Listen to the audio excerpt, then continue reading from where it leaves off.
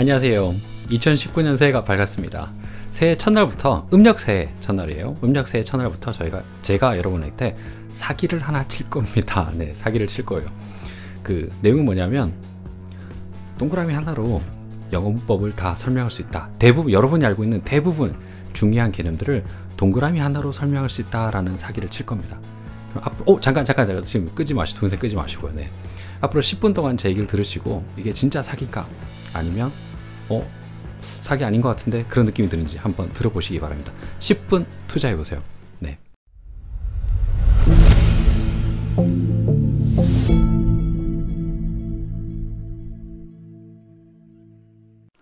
자, 제가 앞서 말씀드린 것처럼 동그라미 하나로 문법을 다 설명할 수 있다는 말 지금부터 보여드리도록 하겠습니다.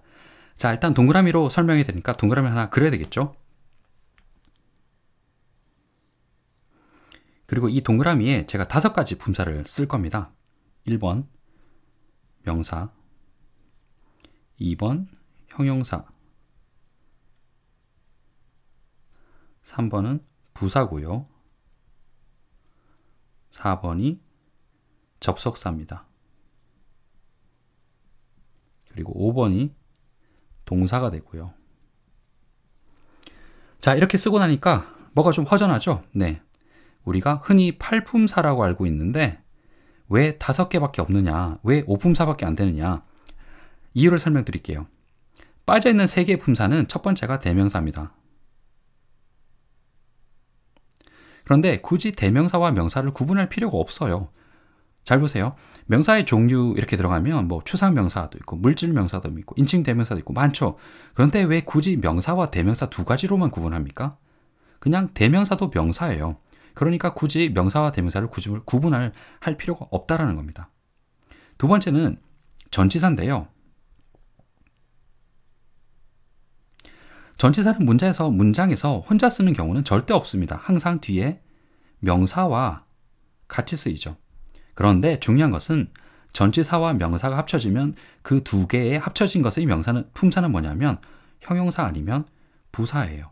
예를 들면 on my desk 라고 하면 내 책상 위에 돼도 되지만 내 책상 위에 있는도 된다는 겁니다. on my desk가 내 책상 위에 있는으로 해석이 되면 형용사가 되고요.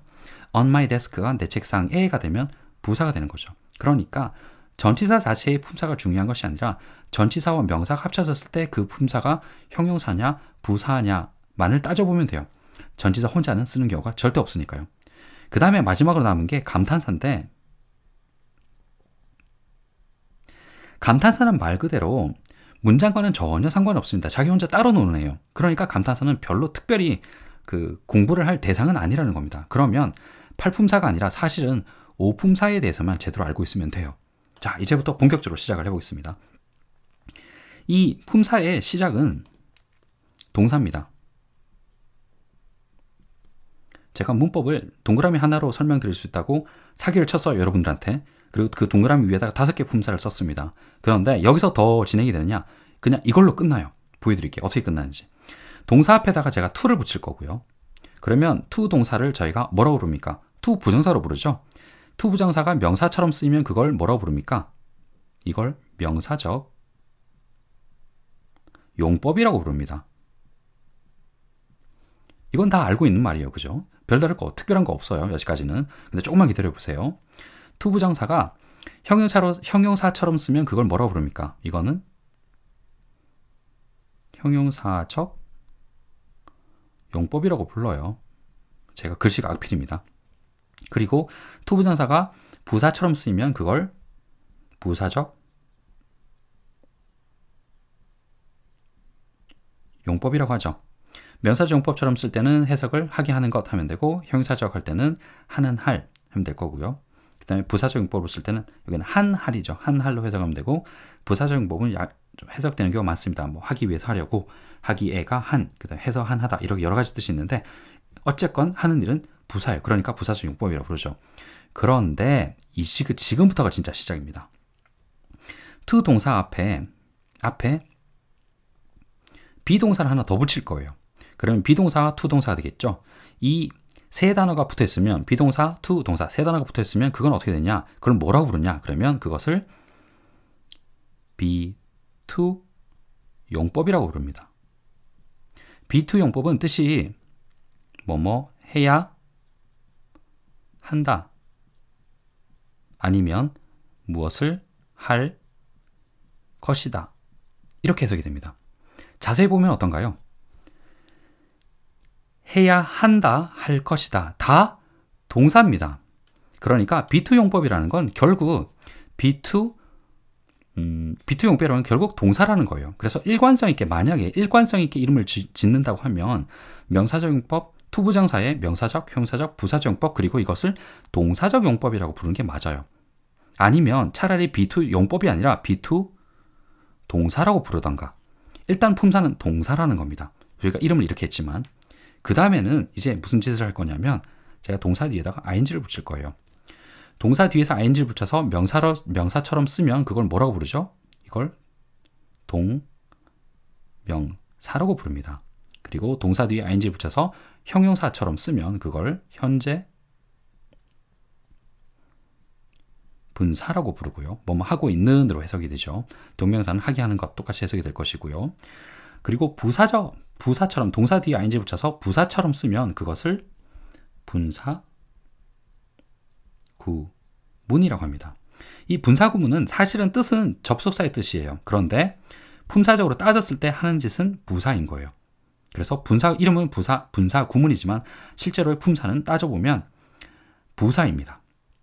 그리고 이 동사 ing에다가 다시 be를 붙이면 어떻게 되나요? 그러면 이걸 붙여서 우리가 진행형이라고 부르죠.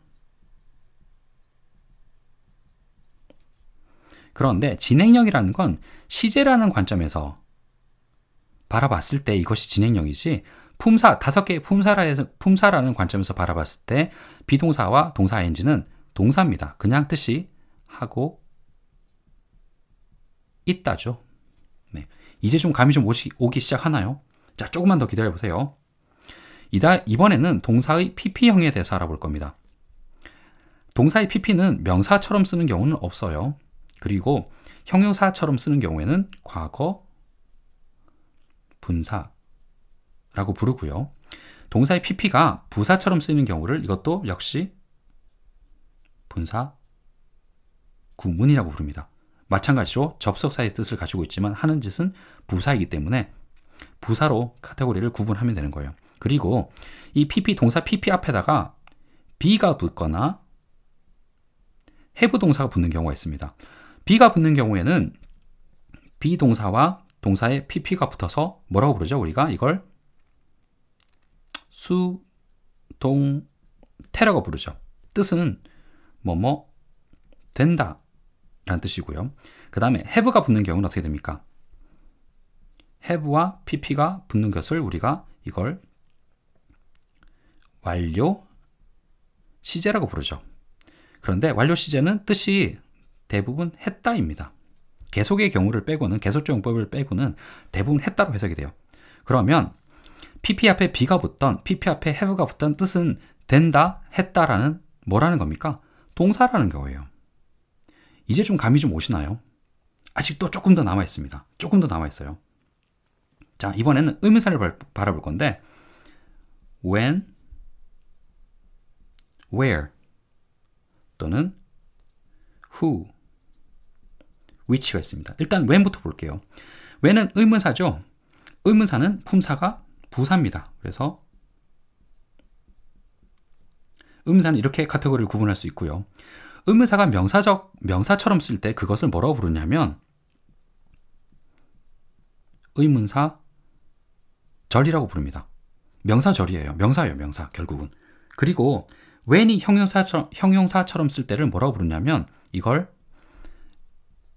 관계 부사라고 하고요. 관계 부사의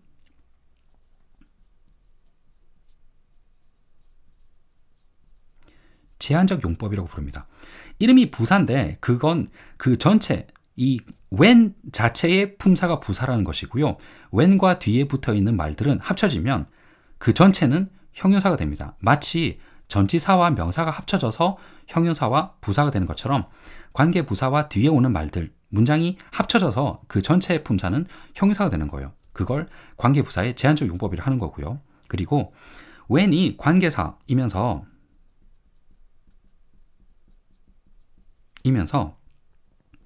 계속적 용법으로 쓸 때는 그 품사는 접속사입니다. 이런 거죠. 컴마 when을 어떻게 해석하나요? 그리고 그때는 이렇게 해석하죠. 접속사로 해석을 한단 말이에요. 그러면 이 의미사들이 어떻게 됩니까? 결국은 아까 처음에 이제 말씀드렸던, 서두에 말씀드렸던 5가지 품사, 명사, 형용사, 부사, 접속사, 동사, 이 5개의 품사라는 범주에서 절대로 벗어나지 않아요. 우리가 영어 문법이 어려운 이유는 이런 이름들이 너무 복잡하게 붙여져 있기 때문에 어려운 거지, 사실 그 기능을 보면, 문장에서의 기능이라는 것에 초점을 맞추면 이 5가지에서 벗어나지 않습니다. 문법이 의외로 굉장히 간단하게 또 일관된 논리로, 이 동그라미라는, 동그라미 위에 5개 품사가 놓여있는 이 일관된 원리로 하나로 설명이 다 가능한 거예요. 그래서 영어가 쉽다라는 겁니다. 그 제목이 제가 영어 쉽다죠. 이 영어 쉽다라는 메시지가 그냥 나온 게 아니에요. 그냥 여러분들한테 영어가 쉬우니까 한번 해보세요 라고 그렇게 이제 낚시질하는 그런 메시지가 아니라, 진짜 영어를 이런 관점으로 바라보면 굉장히 명쾌하게 간단하게 해결할 수가 있습니다. 좀 이해가 좀 되시나요? 제가 하는 영어가 쉽다는 메시지가 좀 이해가 되시나요? 동그라미 하나로 진짜 이해가 된다니까요. 자, 제 얘기를 10분 동안 들었습니다. 여러분 판단은 어떤가요? 이 친구도 사기치고 있네, 그런 느낌 드나요? 1895년 롤드 켈빈은 그런 얘기를 했어요. Heavier than air, 공기보다 무거운 물체는 절대로 날 수 없다. 그 당시에 있는 과학자들, 엔지니어들이 다 그런 얘기를 했습니다. 그런데 불과 8년 후에 라이트 형제들이 비행할 수 있다, 공기보다 무거운 사람이, 훨씬 더 무거운 사람이 실제로 하늘을 날 수 있다는 걸 증명했죠. 그리고 갈릴레오는 지구가 태양 주변을 돈다고 그랬어요. 그 당시에 있는 사람들이 모두 믿지 않았습니다. 그리고 카톨릭 교회로부터 종교 재판을 받게 되죠. 그리고 350년이 지난 이후에야 카톨릭 교회로부터 정식 사과를 받게 됩니다. 제가 오늘 밤에 말씀드렸던 부분, 동그라미 하나로 문법, 여러분들이 알고 있는 문법 대부분을 설명할 수 있다는 거, 영어 문법을 설명하는 일관된 논리 하나가 있다는 거 오늘 말씀드렸고요. 지금 뭐 사기라고 생각하실 수도 있어요. 대부분의 사람들이 이렇게 생각하지 않기 때문에. 그런데 제가 오늘 이렇게 말하고 난 이후부터 다른 사람들이, 또 저처럼 생각하는 사람들이 한두 명씩 생겨나게 될 겁니다. 그리고 언젠가는 대부분의 사람들이 당연한 거 아니야? 영어 문법 그렇게 설명이 되는 거 아니야? 라고 말할 수도 있어요. 그죠? 예, 꼭 많은 사람들이 그렇게 저와 같은 생각을 하기 바랍니다.